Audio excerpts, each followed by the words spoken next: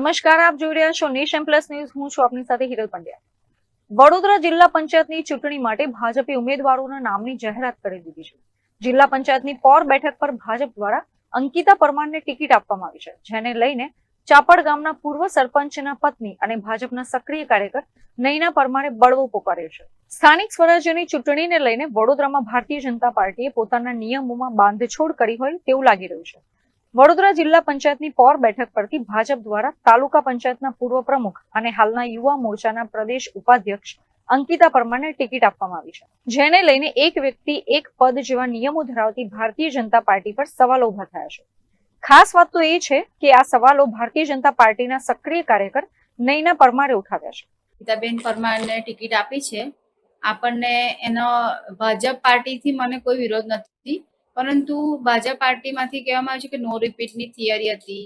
તો પછી અંકિતાબેન પરમાર પહેલા તાલુકા પ્રમુખ, પછી તાલુકા સદસ્ય તથા અત્યારે હાલમાં તેઓ યુવા મોરચાના અધ્યક્ષ છે. તે છતાં તેમને આટલા બધા હોદ્દા હોવા છતાં તેમને ટિકિટ મળી એનો મને વિરોધ છે.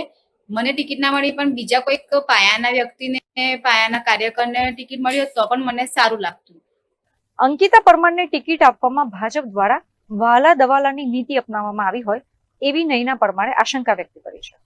નવા ચહેરા લાવવાની વાત કરવામાં આવી હતી અને મારું નામ ઉપર જ હતું અંકિતાબેન કરતા પણ, અને અમારા ધારાસભ્ય શ્રી, જેમનો હું આભાર માનું છું, તેમને પણ મને મારું નામ સજેસ્ટ કર્યું હતું અને બીજા પણ પ્રદ્યુમન વાળા એમને પણ મારું નામ સજેસ્ટ કર્યું હતું.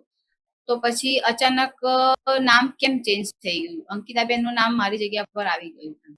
અંકિતા પરમારની ઉમેદવારી સામે બળવો પોકારતા હવે નયના પરમારે અપક્ષ ઉમેદવાર તરીકે ચૂંટણી લડવાની તૈયારી કરી દીધી છે. 11 એપ્રિલના રોજ તેઓ પોતાના સમર્થકો સાથે પોર જિલ્લા પંચાયતની બેઠક ઉપરથી અપક્ષ ઉમેદવારી નોંધાવવા જવાના છે. આવતીકાલે હું અપક્ષમાંથી ફોર્મ ભરવા જવાની છું, કારણ કે મેં મારા જે પણ ગામોના સરપંચો અને આગેવાનોની બધાની સલાહ લીધી છે, બધાનો સમર્થન છે, તેથી હું હવે આગળ અપક્ષમાં ફોર્મ ભરવા માટે જવાની છું. કાલે પોર બેઠક ઉપર તાલુકા પંચાયતના પૂર્વ પ્રમુખ રહી ચૂકેલા Ankita Parmar social media influencer છે. તેઓ ઇન્સ્ટાગ્રામ પર 1 મિલિયન જેટલા ફોલોઅર્સ ધરાવે છે. જો કે આ અંગે નયના પરમારનું કહેવું છે કે ચૂંટણી લડવા માટે સોશિયલ મીડિયા પર કેટલા ફોલોઅર્સ છે તે મહત્વનું નથી, તમે લોકો માટે કેટલા કામો કર્યા છે તે મહત્વના છે. મારું એવું માનવું છે કે કોઈ પણ ચૂંટણી લડવા માટે સોશિયલ મીડિયામાં ફોલોઅર્સ વધારે હોવું એ જરૂરી નથી. જો એવું હોય તો પછી બધા જે પણ ફોલોઅર્સ વધારે હોય એ લોકો બધા આગળ આવી શકે છે, પરંતુ પોતાનું કામ જોઈએ. વ્યક્તિનું કામ શું છે, લોકોની વચ્ચે રહેવાનું છે, બધા લોકો સાથે એમનું સમસ્યા જાણવાની છે, તેમની સમસ્યા જાણીને તેનું નિરાકરણ કરવાનું છે. જે ગ્રાઉન્ડ લેવલનું કામ છે તે મેં કર્યું છે અને લોકોનું મને પૂરેપૂરું સમર્થન છે.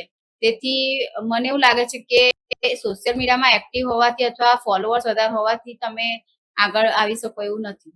અપક્ષ ઉમેદવારી નોંધાવવાની તૈયારી કરીને બેઠેલા નયના પરમારે છેલ્લા 5 વર્ષમાં અંકિતા પરમારે તાલુકા પંચાયતના પ્રમુખ તરીકે કરેલી કામગીરીનું રિપોર્ટ કાર્ડ પણ આપ્યું હતું, જેમાં નયના પરમારે અંકિતા પરમારની કામગીરીને લઈને પણ સવાલો ઉઠાવ્યા હતા અને આગામી ચૂંટણીને લઈને પોતાની રણનીતિ જાહેર કરી હતી. પાછલા 5 વર્ષમાં મને તો એમનું કંઈક કામ કર્યું હોય એવું લાગતું નથી, કારણ કે એમને તમે પૂછી શકો છો કે આપણી સરકારી જે યોજના છે તેમનું પણ કદાચ એમને નોલેજ છે કે નહીં.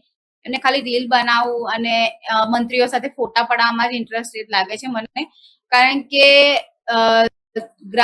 એમને તમે એ પણ પૂછી શકો કે કેટલા લોકોના એમને પ્રધાનમંત્રી આવાસના ફોર્મ મંજૂર કરાવ્યા અથવા કેટલા લોકોને કોઈક સરકારી યોજનાની લાભ અપાવ્યો છે. મેં જે કામ કર્યું છે એના લઈને હું આગળ વધીશ. અત્રે ઉલ્લેખનીય છે કે જિલ્લા પંચાયતની પોર બેઠક ઉપર નયના પરમારને પ્રબળ દાવેદાર માનવામાં આવતા હતા. ભાજપના સક્રિય કાર્યકર તરીકે તેઓના સેવા કાર્યોની યાદી પણ ઘણી લાંબી છે. ત્યારે હવે આગામી સમયમાં અંકિતા પરમાર અને નયના પરમાર વચ્ચે રીલ અને રિયલનો જંગ જામશે, જેમાં કોઈ શંકાને સ્થાન નથી. આગામી ચૂંટણીમાં પોર બેઠક પર કેવી રસાકસી થાય છે તે હવે જોવાની રહી. Bureau report, nation plus news, Vadodara. સમાચારોના સતત અપડેટ મેળવવા માટે અમારી નેશન પ્લસ ન્યૂઝની યુટ્યુબ ચેનલને સબસ્ક્રાઇબ કરો, બેલ આઇકન દબાવો અને જોડાયેલા રહો ફેસબુક, ઇન્સ્ટાગ્રામ અને ટ્વિટર પર.